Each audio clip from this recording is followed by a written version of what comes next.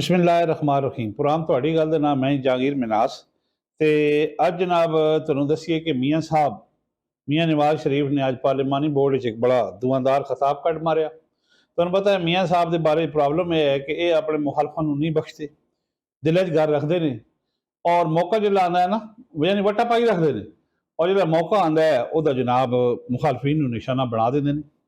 अज उन्हें जनरल फैज़ और साकब निसार नूं फिर जनाब अपना मुजरम करा दिता और उन्होंने कहा जी कि यह दो बंदे सी जिन्हें मेरे नाल हुकूमत गिराई और जनरल फैज़ ने शौकत सदीकी नूं कहा कि इन्हूं जनाब असी नवाज शरीफ नूं अंदर रखना है और इमरान खान नूं लियाना है। अगर इसनूं रिलीफ मिल गया तो फिर जनाब साड़ी 2 साल की मिहनत ज़ाया हो जाएगी। लिहाजा अज उन्होंने जनाब टारगेट कर दिता बाबे रहमते नूं फिर और फैज़ हमीद नूं। लाहौर दे विच उन्हां अपनी पार्लिमानी बोर्ड का इजलास चल रहा है, तुहानूं पता जिथे नून लीग दी टिकटां फाइनल हो रही ने और मियाँ साहब नूं ये जो दौरा 2 महीने बाद 1.5 महीने बाद पै जाता है।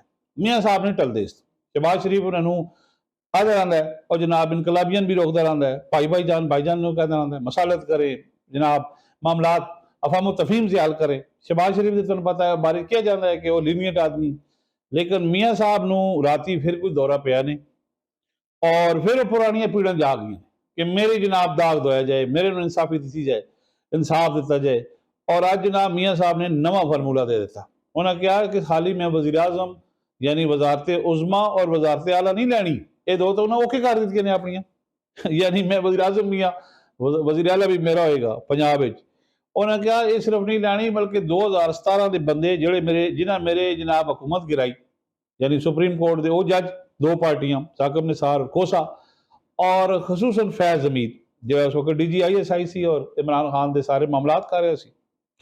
इन्होंने जनाब कहना जी मैं हिसाब लेना इन्होंने को हूँ तैयार हो जाए पार्टियां, पुत्र भी डाला अंग्रेज भी डाला, उन्होंने फिर दौरा पै गया। हालांकि वह अज चकवाल जेलम और अटक के उम्मीदवारों का फैसला होना सी और इतों पार्टियां बड़िया दम दरूद दे के काले बकरे दे के गए ने क्योंकि इन्होंने 3 जिलों के 3 उम्मीदवार ने, सीटां एक एक ने यानी 2 सीटां 6 उम्मीदवार ने। लिहाजा मियाँ साहब जनाब आज फिर धुआंधार खिताब किया और उन्होंने निशाने ते रख लिया फिर। और दूसरी गल यह है कि नून लीग की जनाब जड़ियाँ पार्टी टिकट दी लड़ाइयां ने वह बड़िया शदीद तार होंदियां जांदियां और नून लीग वास्ते बड़ा मसला है क्योंकि बहुत सारे उम्मीदवार ये गल कर रहे कि अगर सू टिकट नहीं मिले तो फिर असी आज़ाद होवांगे अपने फैसले यानी असी आज़ाद असीयत इलैक्शन लड़ांगे या किसी ग्रुप में सपोर्ट करांगे। साड़ा जो चकवाल का हल्का है NA59 उत्थे भी मसला होया होया कि नवाज शरीफ तो मैं दस दिता है कि वह दिल च बड़ी रखता, खोरी बड़ा बंदा, छोड़ता नहीं बख्शता नहीं। उत्थे जनाब पता ही लगा है कि चौधरी शुजात नाल जी मीटिंग हुई ना काफ लीग के घर गए कलसों काफ लीग वाले चौधरी शुजात के घर वो बेटे को टिकट चाहते हैं कि वह तलागांग तो जो हल्का NA59 है उतो लड़ा क्यों, उसकी वजह की है? उसकी वजह है कि उतो परवेज इलाही लड़ रहा PTI तो और वो चाहते हैं कि परवेज इलाही घर के बंदे को शिकस्त दिलवाई दे। मियाँ साहब की ख्वाहिश है। हालांकि उत्थे मंसूर टमन है और मुमताज टमन का एक नवासा है वह टिकट के दावेदार ने और टिकट वास्ते कोशिश कर रहे हैं और कहते हैं अवान बिरादरी टमन पुरानी बिरादरी उत्थे और साढ़ा 10-12 हज़ार साढ़ा अपना वोट भी है, साढ़ा राइट भी है, असं लोगों का राबते च। लेकिन नवाज शरीफ की जी ख्वाहिश होएगी वह तुहानूं पता है फिर उसनों अरबियां के दोस्त ने उन्होंने फिर पूरा करना पौना है पार्टी नूं। इस तरह की वो जनाब उन्हें निजी महफिल गुफ्तगू कर रहे हैं गो कि चौधरी शुजात उन्हें 3 सीटां कई ने यानी काफ लीग नूं कौमी दियां, एक तारक बशीर चीमा की भावलपुर तो, 2 गुजरात तो जो उन्होंने अबाई है वो तो ज़ाहिर मोनस इलाही का भाई ने 2 लड़सन है हुसैन इलाही अपना इलाही है और दूसरी एक सीट है। तो इस तरह चौथी सीट जी उन्हें आप ही क्लेम की थी काफ लीग ने वो चकवाल दी NA59 जितों परवेज इलाही साहब जिते ने पहले चौधरी शुजात का बेटा भी रहा उतों।